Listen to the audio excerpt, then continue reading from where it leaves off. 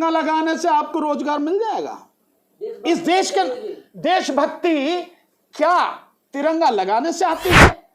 जबरदस्ती कहा जा रहा है कि 5 झंडे खरीदने होंगे।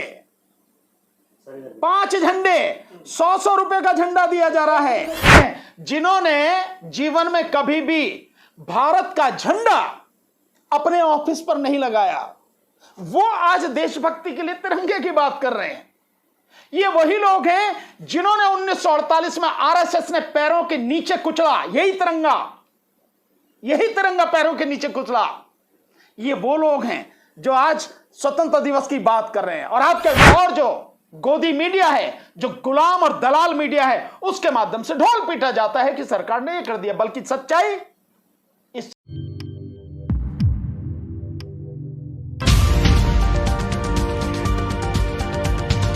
अस्सलामुअलैकुम, आदाब दोस्तों। मैं हूं शम्स सईद और आप देख रहे हैं न्यूज़ हर खबर आप तक। दोस्तों, जो खबर मैं आपके सामने पेश करने वाला हूं वो बहुत बड़ी खबर है और बहुत ही सेंसिटिव मुद्दा है। पैसा देने के लिए है, लेकिन पैसा देने की, लोगों को पैसा देने की सरकार की नीयत नहीं है, अपनी अय्याशी के लिए पैसा है उनके पास। आप मुझे बताइए, अभी 3 महीने की एक रिपोर्ट आई है, उस रिपोर्ट के अनुसार जितना बजट था उस बजट से लगभग 4.25 लाख करोड़ रुपया फालतू खर्च हो गया। और उस रिपोर्ट में यह भी है कि जो पैसा खर्च हुआ है वो सरकारी जो अधिकारी कर्मचारी हैं उनके वेतन, पेंशन और उनके लिए जो भी होता है उस पर पैसा ज्यादा खर्च हुआ है, तकरीबन 5-5.5 लाख करोड़। मैं आपके सामने यह बात सरकार से पूछना चाहता हूं, सरकार लोगों को रोजगार दे नहीं रही, किसी तरह की भी कोई भर्ती है नहीं, जो सीटें खाली पड़ी हैं उनको भी भरा नहीं जा रहा, जो रिटायर हो गया वो सीट खाली पड़ी रहती है। फिर सरकार का खर्चा कहां से बढ़ रहा? क्या देश की जनता को यह सवाल सरकार से पूछना नहीं चाहिए, मोदी सरकार से पूछना नहीं चाहिए कि तुम जब लोगों को नौकरी नहीं दे रहे, कोई और चीज में तुम काम नहीं कर रहे, न शिक्षा के क्षेत्र में तुम काम कर रहे हो, न तुम्हें जो आपके स्वास्थ्य सुविधाओं के क्षेत्र में कोई काम कर रहे हो, न ही तुम महिलाओं की तरक्की प्रगति के लिए कोई काम कर रहे हो, न ही तुम बेरोजगारी हटाने के लिए कोई काम कर रहे हो, तो ये खर्चा सरकार का कहां से बढ़ रहा है? तो क्या मैं गलत कर रहा हूं? ये शब्द शायद बुरे लग सकते हैं, लेकिन सही शब्द तो यही है कि सरकार अपनी अय्याशी के लिए अंधाधुंध पैसा खर्च कर रही है, लेकिन देश के लोगों को रोजगार देने के लिए उसके पास पैसा नहीं है। अगर पैसा नहीं है सरकार के पास में, तो ये क्यों बनाया जा रहा? सेंट्रल विस्टा में 23,000 करोड़ से ज्यादा रुपए खर्च किए जा रहे हैं। क्यों खर्च किए जा रहे हैं? प्रधानमंत्री इस देश में मोदी से पहले भी बहुत हुए, सब लोग एयरफोर्स के विमान में चलते थे। क्यों 2 विमान 17,000 करोड़ की लागत के इस देश में लाए गए हैं? क्यों? पहले वाली बात नहीं है ना, विश्व गुरु बन चुका है। पहले जैसे थोड़े, पहले तो लोग बैलगाड़ी से चलते थे, अब गाड़ी से चलते हैं। विश्व गुरु नहीं, शिष्य भी नहीं रहा। आप विश्व गुरु की बात कर रहे हैं, देश आज की तारीख में शिष्य भी नहीं रहा।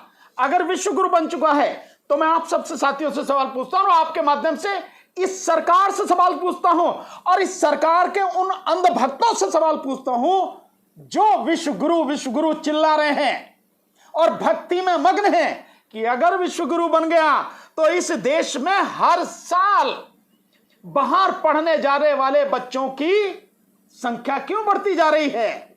जो संख्या 8 साल पहले लगभग 3-4 लाख थी, वो संख्या आज बढ़ के 7 लाख पार कर चुकी है। लगभग 8 लाख के लगभग बच्चे दूसरे देशों में पढ़ने जाते हैं। विश्व गुरु है तो वहां से यहां पढ़ने आने चाहिए ना, वो तो हो नहीं रहा, बल्कि यहां से बाहर लोग पढ़ने जा रहे हैं। क्यों? अगर विश्व गुरु है तो। दूसरा, अगर ये देश विश्व गुरु बन गया और देश की जो इकोनॉमी, जो वर्ल्ड की जो 3-4 नंबर की जो इकोनॉमी है लगातार बढ़ रही है, तो इस देश को अब तक पिछले 8 सालों की बात बता रहा हूं मैं, मोदी सरकार की, इन 8 सालों में 10 लाख लोग देश को छोड़ के, भारत को छोड़ के विदेशों की नागरिकता क्यों ले ली उन्होंने? बताओ आप मुझे। और अगर ये देश विश्व गुरु है तो जो बच्चे पढ़ने जाते हैं उनमें से 95% बच्चे क्यों वहीं रह जाते हैं, वापस भारत क्यों नहीं आते? अगर ये विश्व गुरु है तो ये सिर्फ नौटंकी है, प्रचार माध्यम है, उनका जो आईटी सेल है उसके माध्यम से गलत प्रचार किया जाता है, और जो गोदी मीडिया है, जो गुलाम और दलाल मीडिया है, उसके माध्यम से ढोल पीटा जाता है कि सरकार ने ये कर दिया, बल्कि सच्चाई इससे कहीं अलग है। सर, आजादी अमृत महोत्सव मनाया जा रहा है, पूरा देश खुशी का माहौल है, आप कुछ तो पॉजिटिव बातें कीजिए। आज तो कम से कम पॉजिटिव बातें नहीं, हम तो पॉजिटिव ही बातें कर रहे हैं भाई। अगर मैं ये कह रहा हूं कि देश के बच्चों को रोजगार दो, तो इससे बड़ी पॉजिटिव बात कौन सी होगी? ये तो पॉजिटिव बात है। अगर मैं ये कह रहा हूं कि भयानक महंगाई है, इस महंगाई को खत्म किया जाए, कम किया जाए, तो इसमें कहां नेगेटिव बात है? पॉजिटिव बात है। अगर मैं ये कह रहा हूं सरकार की जिम्मेदारी है इस देश के बेरोजगार युवाओं को, युवतियों को रोजगार दे, और जो भयानक बेरोजगारी अब से पहले कभी नहीं थी, जो आज है, उसे खत्म करना सरकार की जिम्मेदारी है, तो ये पॉजिटिव है, कहां नेगेटिव? कहां? ये तो पॉजिटिव है सब कुछ। क्या आप नहीं चाहते कि बच्चों को रोजगार मिले? क्या आप नहीं चाहते कि अच्छी शिक्षा मिले? क्या आप नहीं चाहते कि देश के नागरिक जो हैं उनको स्वास्थ्य सुविधाएं मिले? और क्या आप नहीं चाहते कि इस देश के किसानों की बात सुनी जाए, उनकी जो दिक्कतें वो दूर करी जाए? क्या आप नहीं चाहते? क्या आप नहीं चाहते इस बात को कि जो मजदूर हैं उन मजदूरों की दिक्कतें दूर की जाए? अभी एक आंकड़ा आपने सुना, बड़ा मजेदार आंकड़ा, और आंदोलन भी हो रहा है। बड़ी मजेदार बात यह है कि आंदोलन भी हो रहा है, और आंदोलन इस बात के लिए हो रहा है कि मनरेगा के जो मजदूर हैं, जंतर मंतर पर चल रहा, आपने कवर भी किया होगा कि मनरेगा के जो मजदूर हैं उनकी मजदूरी नहीं दी गई। 8,000 करोड़ के लगभग, अगर मेरी इंफॉर्मेशन सही है, 8,000 करोड़ के लगभग रुपया चाहिए, वो सरकार दे नहीं रही। और यही सरकार है जिसने कोविड के समय ढोल पीट के कहा कि हमने 71,000 करोड़ से बढ़ा के जो बजट है, वो बजट बढ़ा के हमने 43,000 करोड़ के लगभग बढ़ाया था, वो अब वहीं पीछे लाके उसी जगह रख दिया। तो जो आप जिसकी बात कर रहे हैं, आप करो ना उसके लिए। इसकी बात करना कि लोगों को उनका हक मिले, कहां नेगेटिव? सब पॉजिटिव है। कह तो रहे सर, हर घर तिरंगा लगाइए सर, देशभक्ति, राष्ट्रभक्ति जगाने के लिए। तिरंगा लगाने से आपको रोजगार मिल जाएगा? इस देश के देशभक्ति क्या तिरंगा लगाने से आती है? ये जो बच्चे, जो लोग जिनके पास खाने के लिए रोटी नहीं है, अनाज नहीं है, जिनको सरकार कहती है कि ये गरीबी की रेखा से नीचे हैं, और उनकी संख्या इस देश में 40 करोड़ से ज्यादा है। 80 करोड़ को सरकार खुद 5 किलो अनाज दे रही है, 80 करोड़ को। उन लोगों के पास खाने के लिए अनाज नहीं है, पहनने के लिए कपड़ा नहीं है, सर पे छत नहीं है। इस देश में करोड़ों लोग हैं जो केवल एक ही कमरे के कच्चे मकान में रहते हैं।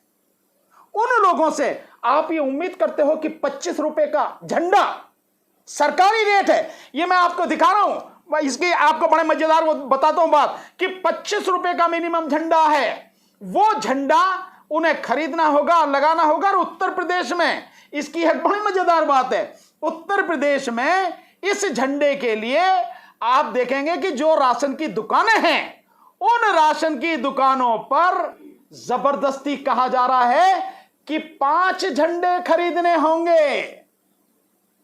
5 झंडे, 100 रुपए का झंडा दिया जा रहा है। खरीद नहीं सकते हैं। अरे 5, ये उत्तर प्रदेश की सरकार ये बात कर रही है, उत्तर प्रदेश की सरकार ये बात कर रही है। लोगों से बिना पूछे उनसे 25 रुपए काट लिए जा रहे हैं झंडे के। तिरंगे का वही लोग विरोध कर रहे हैं जब 14 अगस्त को अपना स्वतंत्रता दिवस मानते हैं। ये लोग, ये बात बीजेपी लोग कह रहे हैं, पाकिस्तान में स्वतंत्रता दिवस मानने वाले लोग ही तिरंगे का विरोध कर रहे हैं। ये आप नहीं बोल रहे हैं, हाँ। ये तो आपके मुंह से उन लोगों के शब्द आ रहे हैं जो हकीकत में, हाँ, जो हकीकत में देश गद्दार हैं देश के, उनके आ रहे हैं। ये उन लोगों के, वो वही हैं जिन्होंने जीवन में कभी भी भारत का झंडा अपने ऑफिस पर नहीं लगाया। वो आज देशभक्ति के लिए तिरंगे की बात कर रहे हैं।